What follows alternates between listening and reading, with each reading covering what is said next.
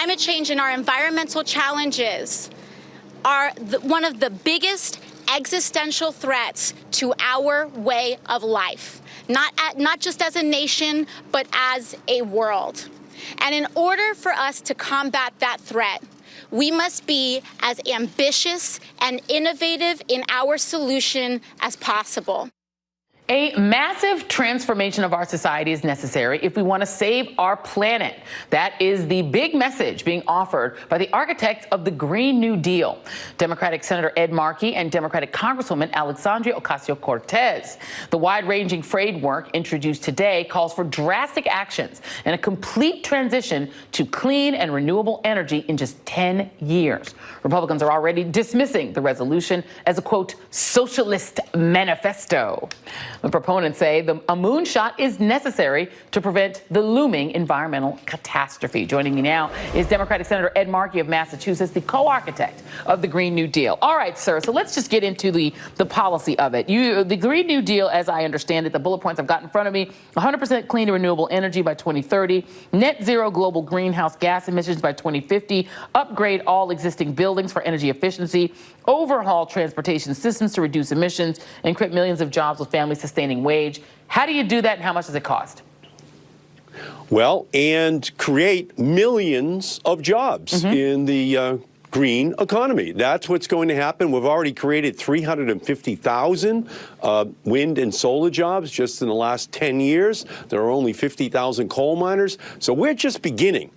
This is going to be a mission to save all of creation by engaging in massive job creation. And the reason we have to And the reason we have to do it is that the United Nations scientists last year said that it's much worse than anyone ever thought. And then all of the key scientists inside of the Trump administration, federal agencies, all said the same thing. So the only person who forgot to mention climate change was Donald Trump in his hour and 20-minute State of the Union address on Tuesday night. The existential threat to the planet, not a comment. So we need to mobilize all across the country. We need to put together a plan that will put people to work deploying these new technologies, inventing these new technologies. And I think the challenge is out there, and I think the green generation is ready to politically fight for it. Oh, so I still want to get you to sort of quantify for me how much it costs, because it sounds like you're saying federal outlays to sort of spur these jobs, sort of the way that the original New Deal was, like with federal spending. So how much spending are we talking about? Give me a ballpark figure.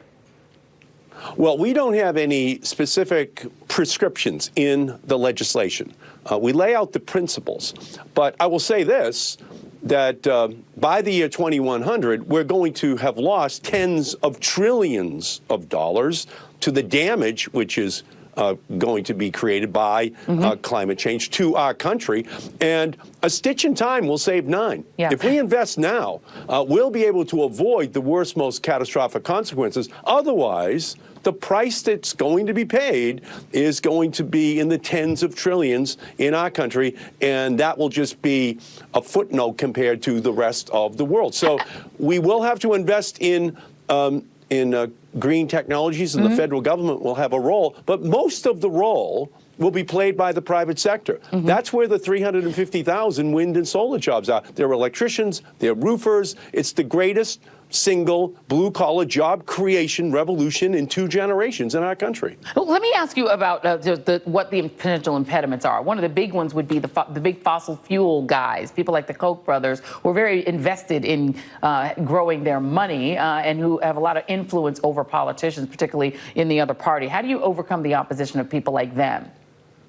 No, you're right. Back in 2009 and 10, when Congressman Henry Waxman and I and Nancy Pelosi were able to pass out of the House of Representatives a piece of legislation that would have reduced greenhouse gases by 80% by 2050, the Koch brothers, the oil interests, they spent a fortune to discredit the whole science of climate change. And they did a good job. They actually drove down the favorability by about 20 points. The difference now is that the polling is back up in the mid-70s, but now we have an army. We have the money. We're ready to fight. So bring it on, Koch brothers, because we have an activated sunrise revolution that's taking place across this country, and we'll either win on the floor of the House and Senate on the issues, or we'll take this right into the election of 2020 at the presidential level and at the House and Senate level all across our country. And very quickly, what is the timeline for getting a piece of legislation to the floor, and you think it'll pass the House, and can it pass the Senate?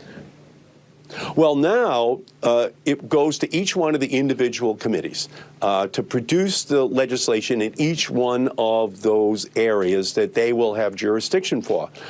And I know that's going to happen over in the House of Representatives because Nancy Pelosi is a leader to her core on this issue. And then the pressure's going to be on in the Senate.